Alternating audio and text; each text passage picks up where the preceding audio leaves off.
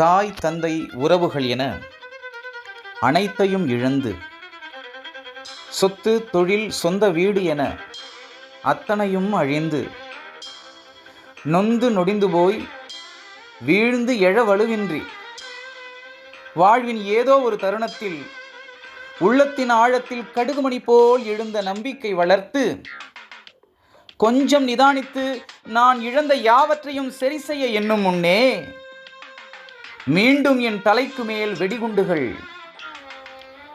இது முதன்முறையா? அல்ல, பல முறை நடந்தும் எங்களால் பழகி கொள்ள முடியவில்லை. உண்மையில் இந்த உலகம் பணத்தாலும் அதை வைத்திருப்பவர்களாலும் தான் நடத்தப்படுகிறது. இறையும் மதமும் இன்ன பிற பிரிவுகளும் அவர்களாலேயே உயிரூட்டி வளர்க்கப்படுகிறது. மனிதர்கள் இறைக்குள்ளாக இருக்கும்போது, அவர்களுக்கு ஒரு அடைக்கலமாய் மதம் இருக்கும்போது அவர்கள் சகிப்புத்தன்மையோடு இருப்பார்கள். கருணை மன்னிப்பு கொண்டு நடந்த தீமைகளையும் அதன் காரணிகளையும் மறந்து விடுவார்கள்.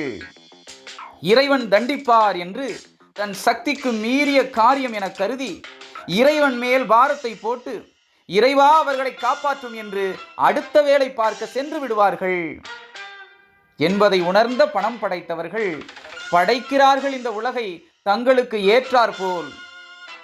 இதில் நீதிக்கும் நேர்மைக்கும் அர்த்தம் நீர்த்து போச்சு. நியாயமும் நாணயமும் மதிப்பிழந்து போய் வெகு நாளாச்சு. காசா உலகில் எங்கோ ஒரு மூலையில் இருக்கிறது.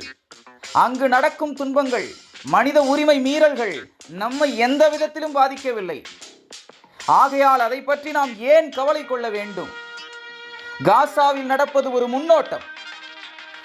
மானம் கொண்டு கிளர்ந்து உண்மைக்காக, இழந்த உரிமைக்காக ஒரு இனம் வெகுண்டெழுந்து புரட்சி மனம் கொண்டு ஒன்றிணைந்து போராடும் என்றால், அங்கும் காசாவில் நடந்தவைதான் நடக்கும் என்பதற்கான முன்னோட்டம்.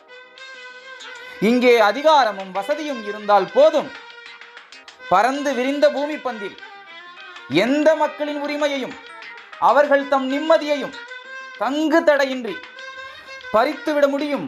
பறித்துவிட்டு சிரித்து விடவும் முடியும். மீண்டும் பறிக்க குளிரூட்டப்பட்ட அறைகளில் அமர்ந்து கண்ணாடி குடுவைகளில் மதுவை நிரப்பி உலகின் விலை உயர்ந்த உணவுகளை தின்று நிதானமாய் திட்டம் தீட்டவும் முடியும். அப்படியா?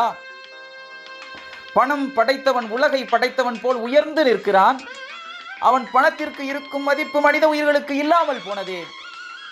இந்த உலகில் இறை தூதர்கள் தோன்றி என்ன பயன்? இதுதான் இறைவன் என்றும் சக்தி உள்ளது இறை வார்த்தைகள் என்றும் போதித்து என்ன பயன்? யார் கேட்கிறார்கள் இறைமொழிகளை? யார் நடக்கிறார்கள் இறைவனுக்கு ஏற்றாற்போல்? பெரும் கவிஞர்கள், மா மேதைகள் மலை மலையாய் நல்ல சிந்தனைகளை, பகுத்தறிவை, மானுடத்தை, அதன் மாண்பை எழுதி தீர்த்து என்ன பயன்? கொள்கை கோட்பாடுகளின் விவரிப்பில் நாம் உள்ளம் திறந்து ஏற்றுக்கொண்ட உயிருக்கு உயிரான தலைவர்கள் உலகில் தோன்றி போராடி உயிர்விட்டு என்ன பயன்? பணம், வசதி, சுகபோகங்கள் ஓடும் ஓட்டத்தை, போடும் ஆட்டத்தை யாரால் நிறுத்த முடியும்? அந்த நீரோட்டத்தில் இணைவதை தவிர வேறு வழி இல்லையா? உங்கள் குடும்பம், உங்கள் உறவுகள், உங்கள் பிள்ளைகள் என உங்களுக்காக வாழுங்கள் என்று இந்த சமூகம் நேருக்கு நேராக நின்று உரைப்பது கேட்கிறதா? புலம்புவதை தவிர வேறு ஒன்றும் உங்களால் செய்துவிட முடியாது என்று நகைக்கிறது தெரிகிறதா? உங்கள் கைகள் கட்டப்பட்டு இருக்கிறது, உங்கள் வாய் திறந்திருந்தாலும் எந்த பிரயோஜனமும் இல்லை என்று பழிக்கிறது புரிகிறதா? பெரிய வாய் கொண்ட பணக்கடலில் விழுவதை தவிர வேறு கதி உங்களுக்கு இல்லை என்கிறது. பகுத்தறிவு என்னும் அறிவியலும் பணநாயகத்தின் பக்கமே பாசம் காட்டுகிறது. இதில் நீ என்ன நான் என்ன, எல்லாம் காற்றில் அடித்து செல்லும் பதர்களுக்கு சமமே என்கிறது. இந்த பேருலகின் பெரும்பான்மை மனிதர்களால் என்ன செய்துவிட முடியும்? ஒரு ஜான் வயிற்றுக்காக கள்ளம் கபடம் இன்றி உழைப்பு ஒன்றே பெரிதென எண்ணி உழைத்து பணம் சேர்த்து தன்னையும் தன் குடும்பத்தையும் காப்பாற்றிக் கொள்ள மட்டும்தான் முடியுமே தவிர, எங்கோ நடக்கும் அவலங்களை இங்கிருந்து வேடிக்கை பார்த்து வேதனைக்குட்பட்டு புலம்பி தீர்க்கத்தான் முடியுமே தவிர, படங்களில் தான் நினைப்பதையெல்லாம் ஏதோ ஒரு கதாபாத்திரம் செய்யும் என்றால் அதனை பார்த்து மெய்சிலிர்த்து உச்சி நுகர்ந்து ரசிக்க முடியுமே தவிர,